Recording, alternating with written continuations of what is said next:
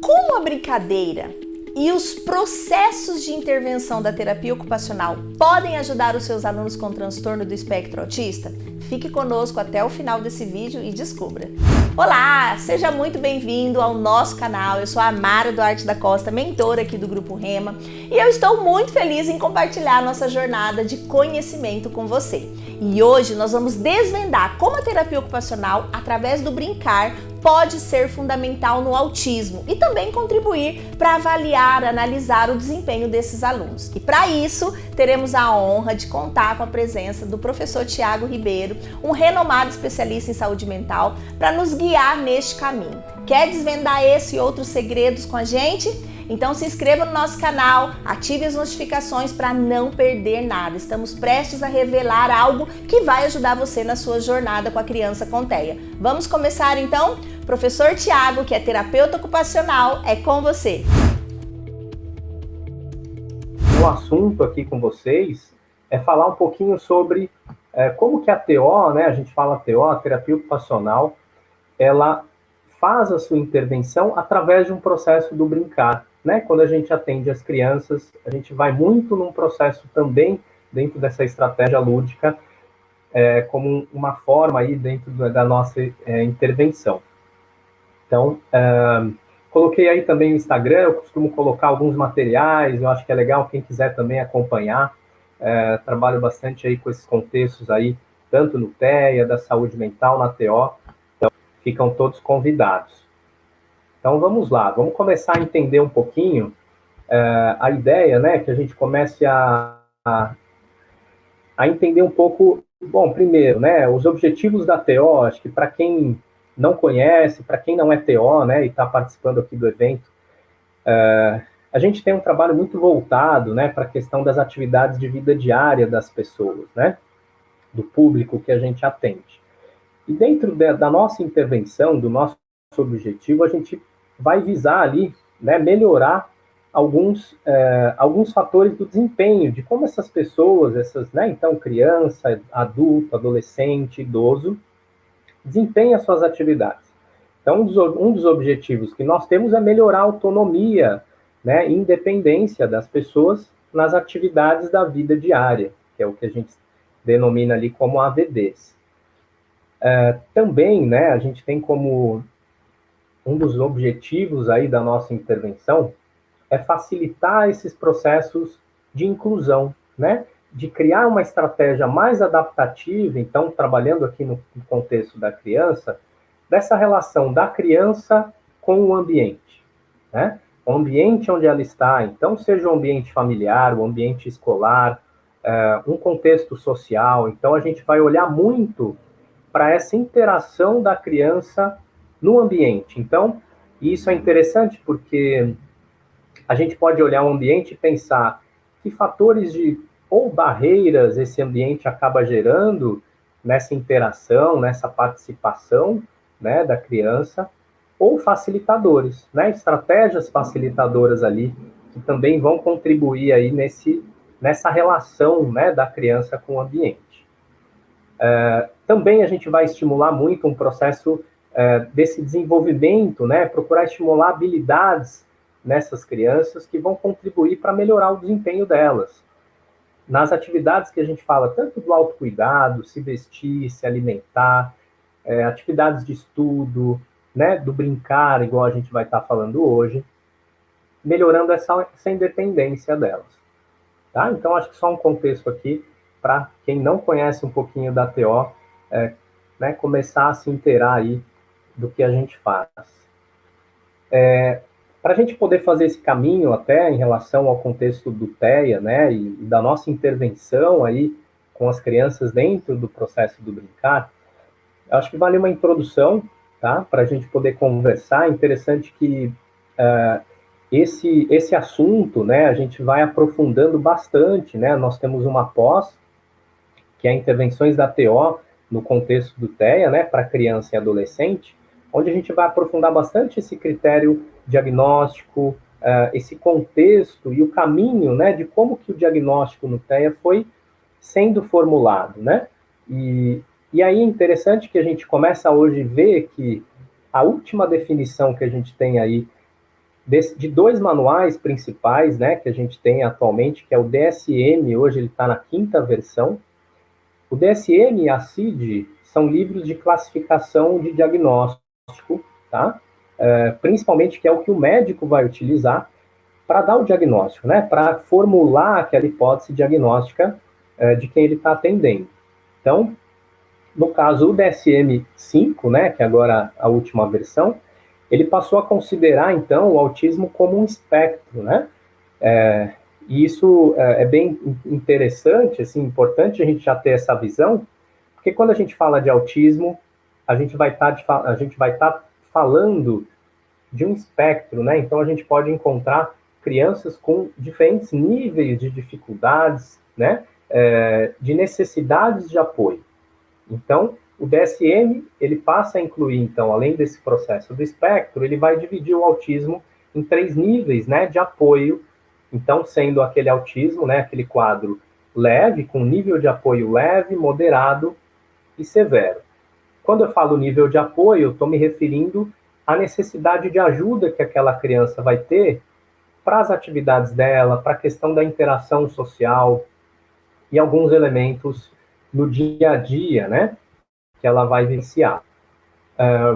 Eu trago aqui esses tópicos, talvez tenha ficado um pouquinho pequeno para vocês, mas é só uma curiosidade, assim, em termos de algumas características que a gente vai perceber, e quando o profissional, principalmente o médico, ele está num processo de avaliação, ele vai olhar possíveis dificuldades, né, que aquela criança vai apresentar. Então, a gente, no DSM, né, a gente percebe ali que a criança ela vai apresentar principalmente essas dificuldades no contexto da comunicação, da interação social, né? E aí ele elenca 7, por exemplo, características nessa primeira parte. E a gente vai ver algumas aqui, por exemplo, dificuldade de estabelecer uma conversa, né? Aquele compartilhamento reduzido de interesses, emoções ou afeto. Então, às vezes a gente vai poder identificar, perceber nas crianças, né, com autismo, e sempre quando eu estou falando isso, vamos pensar que isso vai variar muito, tá? Em níveis de dificuldade entre as crianças.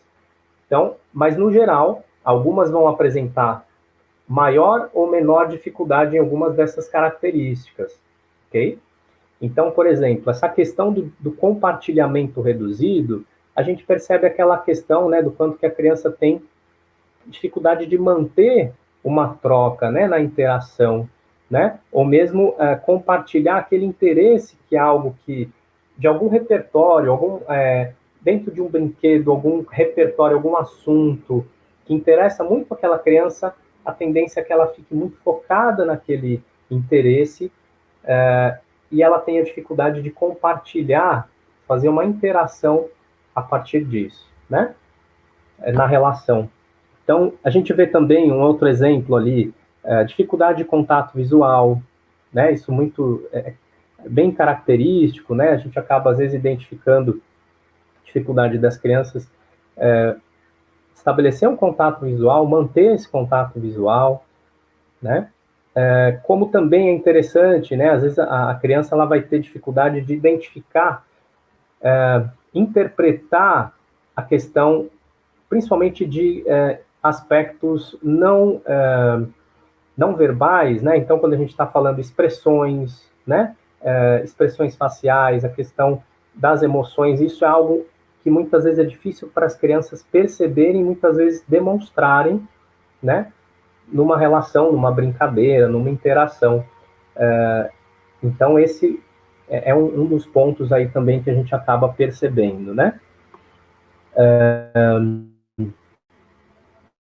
Uma outra segunda parte, né? A gente vai ver algumas características assim, então, a presença, por exemplo, de estereotipias, né? Que são movimentos repetitivos, às vezes que a criança vai apresentar, muito também dentro de uma necessidade, dentro de uma vivência sensorial, que isso a gente, né, acaba trabalhando ali também, que é perceber que dependendo da atividade, do quanto que aquele estímulo sensorial, do quanto que a criança está exposto àquele estímulo, aquilo vai provocar uma dinâmica e uma reação dessa criança frente àquela atividade, àquele contexto, né? E às vezes esse movimento, então às vezes a gente vê esse movimento, né, repetitivo do corpo, às vezes das mãos, né, a criança fixar ou ficar presa a alguns detalhes, porque isso tem a ver com algumas vivências, algumas necessidades e um funcionamento sensorial de como ela reage a alguns estímulos, né? Padrões ritualizados, né? Seletividade alimentar, então às vezes por conta até desse elemento sensorial, às vezes as crianças, né, vão apresentar determinadas sensibilidades para texturas, tanto no processo do tato, como também na questão alimentar. Na medida que ela toca, que, né, ela tem contato com aquela textura, aquele alimento, tem alguns alimentos para algumas crianças que gera um incômodo, né, uma sensação desagradável, e isso também é o que, né, provoca muitas vezes essa seletividade alimentar. Então eu estou trabalhando, mostrando assim de uma forma um pouco mais geral aqui para vocês, só algumas características, por exemplo, que a gente muitas vezes vai perceber, vai, né, identificar nas crianças com TEA, né? Um outro padrão é essa questão da rigidez, né? Às vezes a gente percebe muito isso, a gente vai logo relacionar um pouquinho mais à frente agora na palestra, que isso também é muito perceptível, a gente identifica isso às vezes no brincar, né, da criança, às vezes que ela quer estabelecer um brincar de uma forma, né? Então tem uma certa rigidez ou até criar um ritual de ter que fazer determinada sequência ou de determinado jeito, porque aquilo é uma necessidade dela devido a esse funcionamento mais rígido, né? E uma dificuldade dela de flexibilizar outras maneiras de como ela, né, está interagindo ou participando ali da atividade. Tá? Então, acho que só para vocês entenderem um pouquinho e terem algumas características aí que vão até ajudar a gente na discussão mais à frente. Definindo, então, né, o TEA, pelo DSM, ele é definido, caracterizado como uma alteração no neurodesenvolvimento, tá, da criança, então que dificulta a organização dela, dos pensamentos, dos sentimentos e emoções, né? Isso vai causar um prejuízo nas atividades da vida diária delas, né? Nas interações, né? E nesse processo de comunicação e muitas vezes aprendizado também.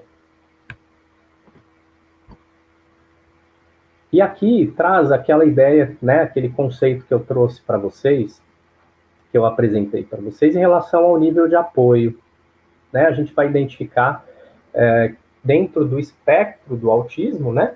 Do diagnóstico, diferentes necessidades, dificuldades, né? A gravidade daquela dificuldade vai se dar de maneira diferente, onde vai se caracterizar ali desde o nível 1, leve, moderado, ao severo, né?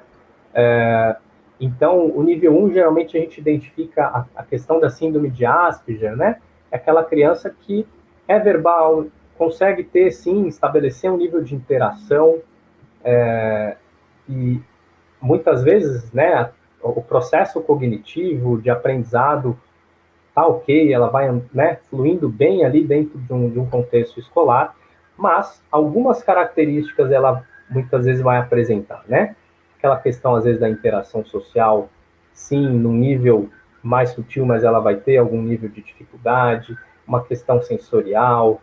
Então, isso vai sendo num gradativo até também identificar aí, como, por exemplo, crianças com uma necessidade maior, desde crianças como a gente vai ver crianças não verbais, né? Crianças com, né, um nível de apoio 3, que muitas vezes não tem a linguagem, né? A linguagem, né? A fala, como também, às vezes, associado até quadros aí de comprometimento cognitivo também. Complementando, né, a gente tem a CID-11, que é aquele outro manual, então, só para vocês também terem essa informação, a última versão foi agora de 2022, e ele também vai caracterizar nesse espectro, né? Então, através desses códigos, essa relação da dificuldade, do comprometimento que a criança vai ter, do nível de comunicação, de interação, né, social, com o comprometimento cognitivo. Então, cada número desse vai variar a gravidade e a intensidade que essa criança vai ter, e aí é assim que também o médico acaba pontuando, né, aonde que a criança vai estar dentro do espectro, ok? Então, só para vocês poderem entender um pouquinho aí como que se dá, né, essa questão aí, isso vai nos ajudar aí nessa discussão. O diagnóstico, né, do TEA, ele é um diagnóstico clínico que a gente traz, né? O que quer dizer isso? A gente não tem um diagnóstico do TEA através de um exame, tanto por imagem ou exame de sangue, que comprove o diagnóstico, tá? Quer dizer que o diagnóstico clínico depende da observação, da avaliação, né? Principalmente vai se dar de uma equipe multiprofissional. Então, onde o médico está observando e ele tenha, através da participação, né, da contribuição da equipe multiprofissional, também essa observação de como a criança interage, que dificuldades que ela vai ter, e isso contribui aí para a formulação do diagnóstico, né?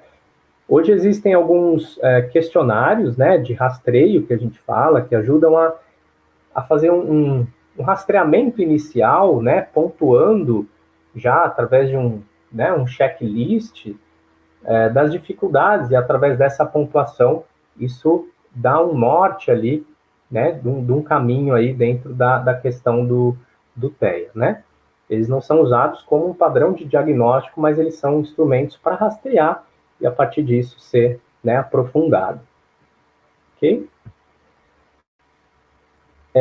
Então, vamos lá. O que a gente percebe, né? Eu acho que quando a gente está falando de um processo de desenvolvimento, a gente vê uma grande relação, né, desse processo, tanto do desenvolvimento, quando a gente fala neurológico, né, do cérebro, como em relação ao comportamento. Então, isso está muito ligado, né, à questão do comportamento com esse desenvolvimento cerebral, dos estímulos, do aprendizado que a criança vai tendo e da interação que ela vai tendo com o ambiente, tá? Quando eu falo ambiente, com as pessoas, com os estímulos que ela está recebendo. O processo do brincar, né, hoje, muitos estudos, né, a gente tem muitos estudiosos em vários campos que vão trazendo contribuições e leituras sobre o que é o brincar, né, para a criança.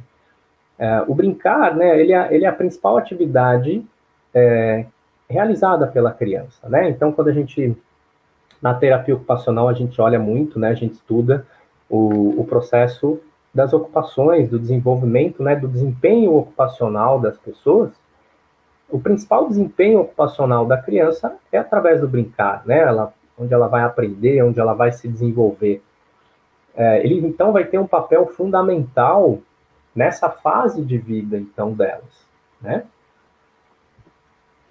A gente pode pensar, né, então, definindo ele, o brincar, então, como eu disse, né, essa principal atividade que possibilita, né, a criança vivenciar esse lúdico, né, que é através dessa interação que não busca um resultado, né, ele é um processo de interação, né, que o lúdico busca dentro desse princípio, onde ela vai explorar, né, aquela experiência daquela interação, dentro de um processo onde ela vai também descobrir a si mesma, possibilitar criar coisas, né? Então, experimentar. Então, quando a gente fala criar, é dentro do brincar, ela poder criar uma brincadeira, ela experimentar uma atividade, tudo isso está gerando um processo dela de aprendizado e de perceber como que ela faz as coisas, né? E que resultado tem aquela expressão, aquela maneira de como ela está realizando aquela brincadeira, né? Isso ajuda muito também dentro de uma forma e como um elemento fundamental para as interações das crianças. Então, um processo de brincar, ele possibilita muito esse desenvolvimento dessa habilidade de interação, esse processo social da criança, tanto com outras crianças, como também com a família, né? Ajuda também a criança, através dessa interação do brincar, perceber, né, a realidade, quer dizer no sentido assim, perceber o contexto externo, né? Ela perceber e começar a se diferenciar dela sobre o ambiente, sobre o que está acontecendo no ambiente, como também a gente pode perceber que o brincar ele vai contribuir muito para o desenvolvimento de habilidades, né? Habilidades desde motoras, até desde do processo onde a criança ela vai estar através do corpo, né, explorando os movimentos, explorando habilidades de coordenação, de equilíbrio, várias habilidades, né, psicomotoras, desde também processos cognitivos, aprender através das brincadeiras, a gente aprende muito, desde comportamentos, né, como também aquele aprendizado instrumental, de como que eu faço alguma coisa e aquilo eu associo, né, no caso a criança vai levando isso para outras situações ao longo do dia a dia, né, da vida dela, como também a gente percebe com bastante, né, importância o processo do brincar, ele também possibilitar esse desenvolvimento desse aspecto emocional, né? Então, como que a criança vai lidando com alguns limites, com algumas reações nas interações. Então, esse processo emocional, ele também está muito presente, né, dentro de uma vivência de um brincar. E claro, né, como a gente trouxe aí, esse elemento dessa habilidade social. Eu acho que estabelecer um processo de brincar, ele vai se dar muito num processo relacional, e é claro que, sim, a criança pode brincar sozinha, né? Isso se dá também, e é uma experiência importante. Mas aqui, quando a gente olha esse processo relacional, ele vai trazendo estímulos bastante importantes aí para o desenvolvimento da criança, né? Eu acho que isso dá para a gente perceber muito na nossa vivência, né? Quando a gente até percebe a nossa infância, as brincadeiras que a gente fez, o quanto que elas foram importantes, e hoje, e aí muitas vezes a gente traz até hoje, né, repertórios dessa experiência lúdica, que nos ajuda até dentro de processos de segurança, de como que eu experimento, né, as coisas. Então é bastante interessante. Do ponto de vista neurológico, né, do neurodesenvolvimento, a gente vai ver que isso existe um ciclo, né, desse processo de como essas experiências do brincar vão sendo processadas, né? Desde um elemento de eu receber esses estímulos através do meu, né, sistema sensorial, então eu tenho no meu corpo uma série de receptores, né, sensoriais ali, onde eu vou estar recebendo estímulos que são auditivos, visuais, do tato, onde eu vou sentir, né, o que eu estou pegando. Então, a gente, através dessa experiência do brincar, a gente vai receber esses estímulos, a gente tem um processo também de interpretar o que está acontecendo. Isso vai gerando esse ciclo que é bastante interessante, né? Ao mesmo tempo que eu estou processando, registrando essas informações, eu começo a criar memórias daquela vivência, né? Daquela experiência que eu tenho do brincar. Isso é bastante importante também, porque o nosso desenvolvimento ele se dá muito através da gente criar memórias para que numa próxima experiência eu possa lembrar, olha, né? Então, por exemplo, a criança aprendeu a escorregar, né? Descer no escorregador. No começo ela olha, ela não sabe o que ela tem que fazer, ela vai vendo outras crianças, ela experimenta, ela vai com cautela, né?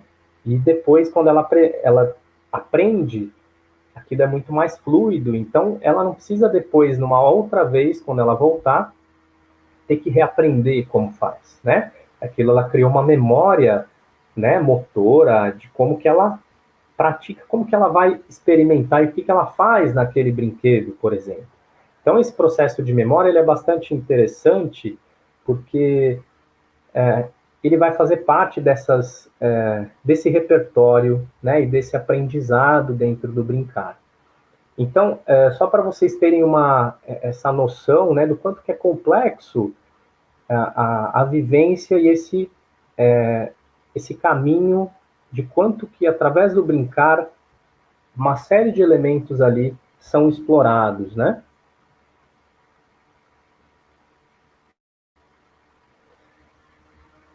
Mais um ponto interessante aqui para vocês observarem, existe essa pirâmide, né, de aprendizado, que ela, não sei, talvez vocês conheçam ela é trabalhada em diversos contextos, muito também dentro da educação, e a gente vê ali, por exemplo, ali na base, né, a gente vai ver os principais sistemas ali sensoriais que nós temos. E essa pirâmide, ela mostra o quanto que é importante, na medida que a gente desenvolve esses sistemas sensoriais, a gente estimula eles, a gente vai passando para as próximas etapas, né, de aquisição de outras habilidades, né, que através daqueles sistemas sensoriais eu vou sendo capaz de desempenhar. Então, se a gente olhar um processo do brincar, através dessa experiência onde a criança está sendo estimulada em diversos, né, contextos, ao mesmo tempo ela também vai desenvolvendo essas habilidades, né, desde o controle desse desenvolvimento motor, né, do reflexo, do equilíbrio, do planejamento motor. Então, quando ela aprende, ela está dentro de um brinquedo, ela está pegando um brinquedo de encaixe, por exemplo, ela começa a entender o que ela tem que fazer, que pecinha, como que ela encaixa ali, que movimento que ela faz para ela conseguir fazer aquela, né, interagir ou conseguir fazer algo com aquele brinquedo, ou mesmo numa brincadeira, né? Ela vai pegar a bola, ela entende que ela joga para a criança, ela pega de volta. Então, são habilidades que estão sendo trabalhadas, e se essas habilidades são fundamentais ao ponto de a gente chegar lá em cima, se eu vou, então, desenvolvendo adequadamente tendo esse desenvolvimento dessas habilidades, eu vou refinando o desenvolvimento de novas habilidades, até chegar no ponto ali em cima, onde a gente vai ver a aquisição dessas habilidades para atividades da vida diária, né? Habilidades mais refinadas no sentido do comportamento, habilidades sociais, né? Como também o próprio aprendizado acadêmico, né? De um conteúdo ali mais conceitual, porque isso também eu já estou preparado, né? Dentro do meu sistema ali, do meu neurodesenvolvimento, para avançar, né, e poder ter desenvolvido essas habilidades. Então, também é interessante a gente olhar essa pirâmide, porque nos mostra aí a importância aí desses contextos aí do brincar e o neurodesenvolvimento, né, dentro de um processo mais amplo. Agora vamos pensar um pouquinho aqui, né? A gente caminhou aí até aqui, olhando um pouquinho alguns elementos, algumas dificuldades, alguns comprometimentos que muitas vezes as crianças com TEA vão apresentar, e a gente também vai agora poder pensar, né? Então, a gente passou pelo brincar, e aí vamos identificar que dificuldades, então, essas crianças com TEA podem apresentar numa vivência do brincar, né? Então, quando a gente vai trazer essa experiência para essa criança, né, com TEA, o que a gente começa a observar, né, nesse brincar? E eu acho que isso é interessante porque, para muitas famílias, isso pode ser elementos, né, sinais importantes das famílias começarem a perceber algumas dificuldades que as crianças já acabam apresentando desde pequenininhas, né? E esse é um elemento importante quando a gente fala no autismo, que é a identificação precoce, né? Então, quanto antes a gente identifica e o diagnóstico, né, ele já acontece, ou muitas vezes a própria identificação de uma hipótese de um diagnóstico, mesmo que não esteja fechado, mas isso já possibilita um caminho de intervenção, né? Um caminho onde a equipe ali passa a ser acionada ali para estimular essa criança. Então, na terapia ocupacional, a gente tem um papel bastante importante, né, dentro de um contexto da intervenção precoce. E aí, novamente, o processo do brincar ele é fundamental nesse desenvolvimento, nessa estimulação dessa intervenção precoce, né? Então vamos lá. A gente percebe muitas vezes, né, algumas possíveis dificuldades. Isso vai variar, porque, como eu falei para vocês, né, varia. A gente está trabalhando em espectro, então eu estou falando de um contexto geral.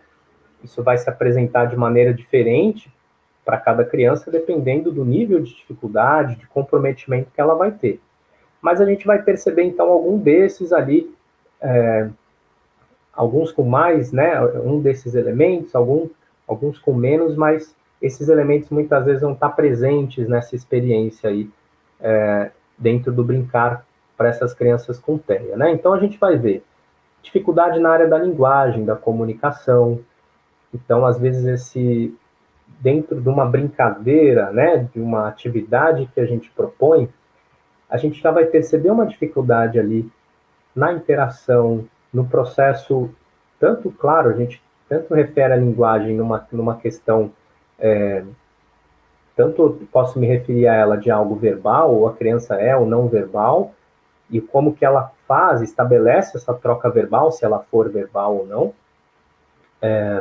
né, com a outra criança, ou no caso com o terapeuta, né, quando a gente está ali brincando, né, estimulando e fazendo uma intervenção com a criança, e mesmo nesse processo dessa linguagem que muitas vezes pode ser não verbal, né, como que essa criança expressa o que ela está buscando ou alguma necessidade, e muitas vezes a gente percebe que essa vivência para uma criança com TEA acaba sendo muito restrita, né, fechada a ela. Então, ela tem uma dificuldade de expressar, né, e estabelecer isso através de uma troca.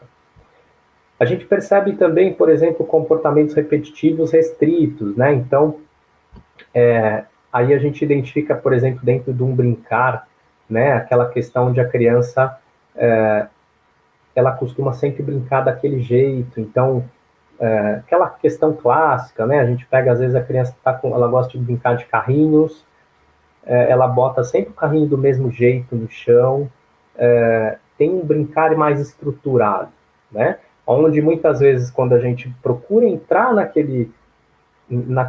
naquela vivência ali, naquela atividade com a criança, por exemplo, quebrando um pouco, né, aquela maneira como a criança está estruturando, né, aquele brinquedo, muitas vezes a gente vai perceber uma dificuldade dela, né, reagir, então ela às vezes se incomoda, e isso é um exercício importante, né, a gente vai estar mostrando aqui para vocês, e vai fazer parte da nossa intervenção, né, como que a gente vai podendo ajudar essa criança a melhorar essa flexibilidade dentro de uma brincadeira, né, e ampliar, muitas vezes, a maneira como ela está brincando. É interessante que, às vezes, isso se passa despercebido, muitas vezes, porque quando a gente fala do brincar, é importante a gente entender que, assim, não existe um jeito certo do brincar, né? Às vezes tem muitas famílias, muitas pessoas que pensam assim, então, por exemplo, pensa num brinquedo e às vezes já dá uma função determinada para ele, né? Então, por exemplo, o carrinho, ele anda assim, ele serve para isso, né? Mas não é só isso. Um carrinho pode, né, estabelecer diferentes maneiras de como eu interajo ou brinco com esse objeto, com esse carrinho. Isso é interessante porque possibilita da gente poder entrar nessa vivência, nessa brincadeira com essa criança, explorando diversas maneiras do brincar. Porque se a gente vê isso, né, o brincar muito estabelecido ou fechado de como ela tem que brincar com determinado brinquedo, às vezes a gente observa, né, às vezes as famílias tentam ensinar como tem que brincar daquele jeito, e às vezes a criança vai brincar de um outro jeito. E eu acho que esse outro jeito ele pode ser super interessante por esse caminho que a gente quer ir para que aquilo seja de interesse, que aquilo traga um engajamento da criança, né, para aquela interação. Então, eu acho que isso é interessante a gente já trazer esse olhar do brincar mais amplo, né, onde que a gente está querendo vários aspectos ali, mas eu quero que aquela experiência seja divertida para ela, né? Ela pode pegar um carrinho e fazer várias coisas com aquele carrinho, e legal, se aquilo está sendo estimulante para ela, vamos então ampliar, e aí a gente vai trazendo novos repertórios nessa experiência, né, para ela. A gente percebe às vezes também essa questão da dificuldade da imitação, né? Então, às vezes até dessa questão das funções abstratas, né? Então, como a gente falou, muitas vezes para algumas crianças com TEA, eles são muito concretos, né? Então, às vezes é interessante que a gente possa, dentro de uma brincadeira, expressar um pouco mais, de uma forma às vezes um pouco mais evidente ali, para que aquilo chame a atenção dela e ela comece a perceber também outras maneiras de como que aquilo está sendo estabelecido com a outra pessoa, né? E chame atenção para essa criança. E aí é claro que tem várias maneiras também dentro de um brincar, da gente estimular ela a identificar a relação da expressão com as emoções, né? E a gente poder também começar a nomear, então, dependendo, claro, a criança quando tem aquela capacidade, né, do aprendizado, ela estabelece muitas vezes também uma troca verbal, a gente nomeia aquela vivência, né? Então, tá divertido, a gente tá dando risada, a gente fala, nossa, que legal, né? Você tá feliz, você achou engraçado, a gente vai muitas vezes nomeando, porque isso também são elementos interessantes para ajudar essa criança a começar a aumentar esse repertório de como ela percebe as emoções e como que as emoções podem ser nomeadas, né? Quando a gente fala dos interesses restritos, dos hiperfocos, né? É interessante porque, igual a gente trouxe aqui, né? Então eu posso começar um processo de brincar com essa criança. E vamos pensar aqui, por exemplo, a criança que gosta muito a gente pode pensar, né? Acho que existem vários hiperfocos aí, desde, por exemplo, letras, né? Números, ou até personagens. Também tem crianças que têm um hiperfoco grande, por exemplo, com alguns personagens, né? Então vamos pensar aqui, Patrulha Canina. A criança, nossa, ela tem um hiperfoco grande com a Patrulha Canina. Se eu percebo esse hiperfoco, através dele eu posso entrar dentro de uma vivência, de um brincar, e nessa brincadeira, trazendo a Patrulha Canina, eu vou trazendo outros elementos, né? Outros, de repente, personagens, e dentro desse lúdico, que isso é interessante, né? A criança, quando ela está engajada e aquilo é de interesse dela, está divertido, né? Ela está gostando. Eu acho que isso é muito legal. Quando a gente faz uma intervenção no brincar, a gente tem que fazer com que aquilo seja gostoso para a criança, né? Que ela esteja legal ali, ela tá engajada, ela tá motivada, né? Com aquele brincar, e aquilo, então, ela vai participando, melhorando essa interação social, né? Aquela troca. Muitas vezes é o que a gente fala, eu já vou falar logo mais desse ponto bastante importante para as crianças com TEA, que é a questão da atenção compartilhada, né? Quando a gente busca esse engajamento dessa criança numa atividade que pode até ter surgido de um elemento de um hiperfoco, mas ali eu vou ampliando, aquilo ela vai muitas vezes conseguindo aumentar a troca visual, né? A troca do olhar, e aquele processo ele vai sendo estimulado e ela vai desenvolvendo essa habilidade, né? Que a gente percebe também nessas alterações do processamento sensorial, então muitas vezes dentro de um brincar, essa exploração sensorial ela vai estar bastante presente, nas texturas, a gente perceber dificuldades às vezes que a criança pode ter de manipular, às vezes a gente está brincando, pega alguma textura ali, pega uma moeba, aquilo às vezes incomoda, como é que ela vai então ser estimulada dentro daquela textura, né? Então se a gente pega mais uma vez, né, se eu procuro engajar ela dentro de algo que está divertido, vamos voltar ali do exemplo da Patrulha Canina, né? Peguei um personagem, ele está ali, a gente está brincando, aí eu pego a moeba, de repente mergulho ele na moeba. E vamos lá, vamos ter que salvar ele. E aí ela, de repente, tem que entrar e tirar, né, o personagem ali da moeba, e ela vai pegar na moeba, às vezes, de uma forma mais natural, e ela acaba tendo essa estimulação, né, dentro dessa vivência aí sensorial, que é muito bacana, dentro do brincar, né? A dificuldade de contato visual, né, como eu comentei já anteriormente, então às vezes a criança ela acaba ficando muito fechada em si mesma, muito focada em si mesma. Como a gente intervém, né, dentro de um processo do brincar? Eu acho que eu já vim trazendo algumas pistas aí, eu acho que a gente já vem falando um pouco sobre isso, né? A TO, ela vai poder, então, trabalhar algumas estratégias, né, visando, né, estimular, desenvolver o melhor desempenho dela ali em algumas habilidades. A gente, na nossa intervenção, então, a gente pode estimular, por exemplo, o engajamento, né, como eu falei, esse engajamento do brincar. Então, é importante que a gente descubra que repertório é do interesse dessa criança, como que a gente pode... E é claro que a gente vai brincando, a gente tem que, né, nessa brincadeira, trazer o contato com essa criança, né? Isso é bastante importante. E a gente poder ampliar, exercitar, né, com ela, essa ampliação de repertório. Então, e dentro desse engajamento, a gente vai muito também exercitando, né, essa habilidade da atenção compartilhada.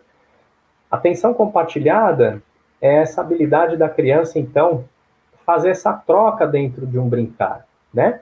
Como que ela, dentro dessa vivência do brincar, ela vai trocando, né? Então, a gente está lá, pega um carrinho, aí outro faz... É aquela continuidade da brincadeira na interação. E isso acontece dessa atenção compartilhada. Então, por exemplo, a criança que não tem essa atenção compartilhada, muitas vezes ela não vai reagir ao teu movimento, ao teu estímulo na brincadeira, porque ela está focada nela, né? Ela está restrita à percepção nela mesma, ela não está percebendo o que a outra criança, ou, por exemplo, o terapeuta está ali propondo numa brincadeira. Então, não está tendo uma atenção compartilhada ali, né? A gente trouxe também aqui desse contexto né, da intervenção da TO, a gente dentro do brincar, poder desenvolver essas habilidades que, desde aí desse contexto motor, né, coordenação, né, agilidade, força, isso também a gente trabalha porque eu posso, através desse brincar, trabalhar elementos na atividade para melhorar essas funções, né, essas habilidades aí, por exemplo, motora, de coordenação motora, porque isso também vai ajudar essa criança a melhorar o desempenho dela na hora de se trocar, na hora de escovar os dentes, né? Eu não preciso necessariamente fazer um treino de força, né? Para criança a gente faz muito esse exercício dentro de uma atividade lúdica também. Isso é fundamental, né? A flexibilidade, então, como eu falei para vocês, a gente exercitar nesse brincar maneiras diferentes, tentar quebrar um pouco alguns rituais, algumas sequências que a criança acaba ficando fixa, né? E é claro que tem situações que a gente acaba até gradativamente, né, provocando algumas mudanças para a criança, mas dentro de algo que eu percebo que a criança vai conseguir suportar, né, e tolerar. Isso tem a ver com a graduação também das atividades do brincar, né? Então, como que eu vou graduando alguns estímulos? Então, se eu percebo que aquilo ainda é muito incômodo para ela, deixa eu entrar com um estímulo um pouco menor, né? Mais leve, e aí, a partir disso, eu também vou graduando. Então, exige essa observação importante de como que a gente vai olhando a atividade, os estímulos que aquela atividade vai gerando, e a capacidade da criança reagir a eles, né? Como também, então, eu vou estimular esse processo do contato visual, como eu falei para vocês, né? Que é bastante importante. Na nossa intervenção, faz muito, né, parte aí, essa condição da orientação, né? Então, é claro que a nossa sessão, ela vai se dar com a criança, mas isso é muito bacana, porque dependendo da idade também, é fundamental até a presença dos pais junto na sessão. Porque esse processo do brincar, como eu falei para vocês, é algo que às vezes os pais também às vezes não sabem brincar, né? quando eu falo não sabe, no sentido assim, né? Às vezes eles têm, às vezes não sabem mesmo, né? Às vezes tem pais que têm muita dificuldade mesmo de chegar na criança e brincar, né? E isso, através da sessão, observando junto, e é claro, começando a entrar, às vezes, numa brincadeira, o TO pode também fazer essa interação da família naquela atividade do brincar com aquela criança com TEA, né? Da mesma forma, isso pode ser feito tanto com a família, como, por exemplo, às vezes com o irmãozinho. Então, a gente pega famílias onde tem uma criança com TEA, que tem um irmão que está numa fase, por exemplo, que já brinca, e pode ser super legal a gente trazer esse irmão, às vezes, por exemplo, na sessão, ou mesmo quando a gente fala de um contexto domiciliar. Então, a TO, né, a gente trabalha tanto nesse contexto também de clínica, dentro de um setting, né, de um contexto de consultório, como também a gente pode atender em domicílio. E isso é muito rico, porque ao mesmo tempo eu estou estimulando, eu estou trabalhando com a criança, mas eu estou também criando, né, e desenvolvendo competências ali e habilidades para esses pais e para esse irmão de como interagir, né, com a criança, com aquela criança com TEA, porque muitas vezes exige uma maneira, às vezes uma estratégia de como chegar, de como buscar aquela interação, né? Isso é muito bacana, é muito importante, né, porque ajuda, porque a gente sabe que a gente atende a criança pouco tempo, e ela, a maior parte do tempo, está com a família. Então, esse processo de orientação, de buscar a colaboração da família nessas dicas, nessas estratégias, na vivência do brincar, é fundamental, né? E claro, também, além disso, a gente, quando, por exemplo, está num atendimento domiciliar, como eu falei, a gente olha também essa relação com o ambiente. Como que está esse espaço do brincar da criança? Às vezes também tem muito brinquedo, a gente precisa organizar um pouquinho aquele espaço, porque senão está gerando muito estímulo para ela e ela não consegue se organizar até do que ela vai pegar, do que ela vai brincar. Então, acho que a gente começa a ver assim, que existem várias maneiras da gente poder, além da intervenção com essa criança, como que a gente então vai também capacitando, né, vai orientando, vai dando mais estratégias aí para essas famílias, né, para os pais, para os irmãos, de como que eles vão aí também podendo participar desse processo de intervenção que a TO está promovendo, né?